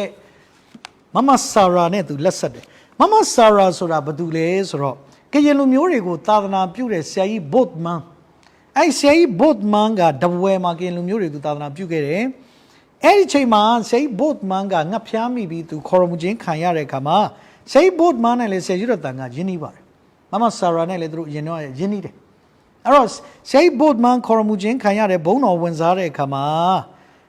Eri Mama Sarah ne say Yurata Asato sa Sato Mieshire. Townshire Tonza Lima let wig. Down say Yuratan, say Yuratan, Dutia Jude, Amudamiga, Badules or Mama Sarah, the say both man ye, Sani de Pide, say both man, Koromujin Kanyare, Kama, Mama Sarah netu, Enam Jude, Dajan, Mama Sarah netu, Tanet Tonla, let wavy, Eddie, Mama Sarah le, Townshire Tonza Lima through, let day, Townshire Liza Ngama, Koromujin Kanyare, Biogena, Satanet Tonla, let wavy. Now say Yurata, Mama Sarah ne. Satanet Tonla at to let Webby Pia Muramyama Sikane. Tari Piora, the mine Moluja Biara. Say that the Ben lay the warrior on the Biantura Chit. Odaro Kon Yaburo Mahoba, Piogenaga, the mine ma pare down Tauta in age of Popiagina Chit. The Galichua, the Bea Malay, a 10 ton levy 2 day yaro, Paya Loma Majai who's what we are. To a lay the warrior to Joe, Biantura Chit. Mama Sarah ne to certain in a tonla to a non beauty, let her be Pia Tana ma Tansone, Tana Bu Jown Quana Jown Tamane through the town gate. Peter Kama Mama Sarah let thee go to Hman Yama Pigani video to America will canapian did, say you that. I chema Eddie America ma, then a satone a US she. Would 2 day Gabiari Sayida, a young Aumbi, a young county, when we take down a Nameji Saisa Mashire. I say Yamatu Name, tu Kalauna Mega, Fanny Foster look her, Fanny Foster. Tu ye Name Yingaro, Emily look over. Eddie Emily net with a kama, Tuga, Yamabi Matana Pure kama, tu Dwaga, Luatari, Nautanga, Taupambu, Pimabu, Luata Shinibi. At that jam, Tuga, the Emily go. Pull say you that most over Nakapsheni. Down to Salancosa de go yere kama. Salancosa de go bada pianeca. I Salancosa de Cumia do Sala. A pine at Thoma pine, but really. A case sense, most so each your winelago. And I'll say you that Belumio to bada piamuleso. A case sense, most so my each your winelago to Yibu. Hi, Chimabetu, Edit Lopide, say, Uo Meno, say, Ushing on no achieve. Say you that. Mosuma be jogun shi de Mosuma ma jogun mi shi bu bai mai soကျွန်တော်ထင်တယ်အဲ့အချိန်မှာမမဆာရာနဲ့သူအမြဲအဆက်အသွယ်ရှိတော့မမဆာရာကစိတ်ဘုဒ္ဓမန်ခေါ်မှုချင်းခံရတဲ့အခါမှာမမဆာရာနဲ့အမြဲ contact ရှိတော့သူမုတ်ဆိုးမကိုသူစိတ်ဝင်စားတဲ့သဘောရှိတော့ဒါကြောင့်မုတ်ဆိုးမကြီးကြော်ကွင်းနဲ့၎င်းအဲ့လိုပြန်တဲ့အရာမျိုးလဲရှိနိုင်တယ်လို့ဒါသမိုင်းပညာရှင်တွေကခန့်မှန်းတယ်အဲ့တော့ဇေယျဥအောင်မင်းတို့ကပြင်ပေးတယ်မုတ်ဆိုးမမှာကြော်ကွင်းမရှိဘူးဘယ်မှာပဲကြော်ကွင်းရှိလဲမုတ်ဆိုးဒါကြောင့်ပြန်ပြင်တယ်အကဲစင်စစ်မုတ်ဆိုးကြီးကြော်ကွင်းနဲ့၎င်းတော်သေးတယ်အဲ့ဒါပြန်ပြီးတော့ edit ပြန်လုပ်လို့မလုပ်ရင်အဲ့ဒီအရာဖတ်ရင်မုတ်ဆိုးမတွေအတွက်လည်းနေရတာတော်တော်လေးဟိုနေထိုင်ရတာခက်မဲ့သဘောရှိတယ်တော့ပြောချင်တာဒါသမိုင်းမှာသူ့ရဲ့ဘာသာပြန်တာနဲ့ပတ်သက်တဲ့အတွေ့အကြုံရဲ့အထောက်ထားလေးတွေအသေးစိတ်ဖော်ပြခြင်းဖြစ်တယ်ဒါကြောင့်နောက်ဆုံးအဲ့ဒီ Emily နဲ့အမေရိကရောက်တဲ့အခါမှာ Emily ကိုသူကစာတစ်စောင်နဲ့နာရီတစ်လုံးလက်ဆောင်ပေးတယ်အဲ့စာထဲမှာသူရေးထားတယ်ဒီနိုင်ကိုပထမဆုံးပိုင်ရှင်က Ann ဒုတိယပိုင်ရှင်က Sarah အဲ့ပိုင်ရှင်နှစ်ယောက်လုံးအခုကောင်းကင်ပြန်သွားပြီအခု Emily ဒီနိုင်ပိုင်ရှင်မင်းဖြစ်ပါလို့တော့ငါမတောင်းဆိုရဲပါဘူးတဲ့ဒါပေမဲ့မင်းစိတ်ဝင်စားမယ်ဆိုရင်လက်ခံပေးပါမြန်မာပြည်မှာပြန်ပြီးဒုသာသနာပြုခြင်းနဲ့ဒီလောက်အောင်မြင်ဒီလောက်ချောဒီလောက်နာမည်ကြီးဒီလောက်တော်တဲ့စာရေးဆရာမ Emily ကလောက်နာမည် Fanny Foster ဟာဆရာယူရတန်ကိုဖျားမြတ်တာနဲ့သူပြန်လက်ခံပြီးတော့ဆရာကြီးရဲ့သာသနာမှုတော်မြတ်မှာအစီခံဖို့အတွက်4ရက်ကြာတဲ့အခါမှာအဲ့ဒီနိုင်ကိုသူကဝစ်စင်ပြီးဆရာကြီးကိုသူလက်ထပ်ခွင့်တောင်းတဲ့အရာသူလက်ခံခဲ့တယ်ဆိုတာသမိုင်းမှာတွေ့ရတယ်ဒါကြောင့်မမ Emily နဲ့ဆရာကြီးဟာအမှုတော်မြတ်မှာပြန်ပြီးအစီခံတဲ့အခါ1846မှာမမ Emily နဲ့လက်ထပ်တယ်မမ Emily က1854မှာခေါ်တော်မူခြင်းခံရတယ်ဆိုတာသမိုင်းထောက်ထားအဖြစ်တွေ့ရတယ်ဒါကြောင့်ဆရာကြီးယူဒတန်ဟာသူတပင်လဲတဲ့ကြောင့်ပြန်ထူတာဖြစ်တယ်။နောက်တစ်ခါလေးကျွန်တော်တို့တချို့ကပြောတယ်ဟာလောကမှာဇနီးတယ်ဆိုတာလူလို့လား အိမ်တော်ပြုတ်ဖို့လိုလားတကယ်တော့ကျမ်းစာမှာဖခင်ကအာဒံကိုဖန်ဆင်းပြီးအေဝါကိုဖန်ဆင်းတာအထောက်မှလိုလို့ဖခင်ဖန်ဆင်းတာပါဒါကြောင့်လိုအပ်တဲ့ကြောင့်ဒါကြောင့်တချို့လဲလူပြိုကြီးတွေနေတာကိုနားလည်ပါတယ်ဒါပေမဲ့ဖခင်ဖန်ဆင်းတာကတော့လူဟာတူးတယ်မနေကောင်းဘာလိုလဲအထောက်မှလိုတယ်ဒါကြောင့်ဆရာကြီးရတန်ကဟာအတင်းလိုချင်လို့ယူတာထက်အထောက်မှသဘောသူ့ရဲ့အစီခံခြင်းဖခင်အတွက်ပေးဆက်ခြင်းကိုအထောက်မှဖြစ်အံသူယူခဲ့တာဖြစ်တယ်ဒါကြောင့်နံပါတ်1မမအမ်လီရဲ့ပုံကတော့ကျွန်တော်ရှေ့မှာပြခဲ့တယ်ဒီမှာဒါမမအမ်လီရဲ့ပုံဖြစ်တယ်နံပါတ်2ဒုတိယပုံကတော့မမဆာရာနော်မမဆာရာရဲ့ပုံဖြစ်တယ်ဒါမမဆာရာဂျက်ဆင်ဖြစ်တယ်ဆာရာဂျက်ဆင်နံပါတ်3တတိယကတော့အမ်လီဂျက်ဆင်နော်သူကတော့စာရေးဆရာမဖြစ်တယ်နော်ဒါကြောင့်ဆရာယူဒတန်ကနောက်ဆုံးသူ့ရဲ့အသက်တာမှာဖခင်ရဲ့အမှုတော်မြတ်အတွက်သူအစေခံပြီးတဲ့အခါမှာဒါကြောင့်တတိယသော့လို့ပြောတဲ့ချစ်ချင်းမြတ်တာနဲ့သူလှုပ်ဆောင်တဲ့အခါမှာ1835ခုနှစ်မှာကျမ်းစာတအုပ်လုံးဘာသာပြန်နိုင်ခဲ့ကျမ်းစာတအုပ်လုံးသူဘာသာပြန်ပြီးသွားပြီအဲဒီကနေစပြီးသူဘာသာပြန်ပြီးတဲ့အခါနောက်ပိုင်းသူချမ်းမာရေးပို့အားနေလာအဲ့တော့သူချမ်းမာရေးအားနေလာတဲ့တကြောင်1850ဧပြီလ3ရက်နေ့မှာချမ်းမာရေးဆိုးဝါးတဲ့တကြောင်မော်လမြိုင်ကနေသူအမေရိကကို Aristide Maria ဆိုတဲ့သင်္ဘောနဲ့သူပြန်တဲ့အခါမှာအဲ့ဒီသင်္ဘောပေါ်မှာပဲ1850ဧပြီလ12ရက်နေ့မှာသမုဒ္ဒရာရေပြင်မှာခေါ်ရမှုချင်းခံရတယ်ဆရာကြီးရတန်ခေါ်ရမှုချင်းခံရတဲ့အချိန်မှာအသက်62နှစ်ရှိပြီအဲ့ချိန်မှာသူနဲ့အတူနောက်ဆရာကြီးတစ်ပါးပါလာတယ်သူ့ရဲ့တငယ်ချင်းသာသနာပြုဆရာတစ်ပါးပါလာတော့သူတခါတည်းပြောထားတယ်ကျွန်တော်တည်တဲ့အခါမှာကျွန်တော်တခါတည်းတကြိုပေးပါအဲ့တော့အဲ့ဆရာကြီးကလည်းအဲ့ဒီည8နာရီမှာပဲအဲ့ဒီမောပေါ်မှာရှိတဲ့သူတွေနဲ့တိတ်ဆိတ်စွာဖြင့်ဆရာကြီးရတန်ကိုနောက်ဆုံးဂါရဝပြုတယ်သူတို့သဲတွေတင်လာတော့အဲ့ဒီမှာအခေါင်းလိုမျိုးကြောက်နော်တသားပုံလေးရိုက်တယ်အဲ့ထဲမှာဆရာကြီးရတန်ရုပ်ကလပ်ကိုထည့်တယ်သဲထည့်တယ်ပြီးတဲ့အခါနောက်ဆုံးတိတ်ဆိတ်စွာည8နာရီမှာဆရာကြီးရတန်ရဲ့ရုပ်ကလပ်ကိုနောက်ဆုံးအဲ့ဒီသမုဒ္ဒရာကျမ်းငင်းမှာပဲရေထဲမှာပဲမျောပြီးတော့နောက်ဆုံးဇာဝနာဝတ်ကိုပြုတ်ခဲ့တယ်ဆိုတာတွေ့ရတယ်။တောင်ဒီနေ့ဆရာယူရတန်ဟာပင်မဆင်းရဲခြင်းတွေများစွာခံခဲ့ရတယ်။တောင်ဒီနေ့ကျွန်တော်တို့ကဆရာယူရတန်ကိုမမိဘူး။ဆရာကြီးရဲ့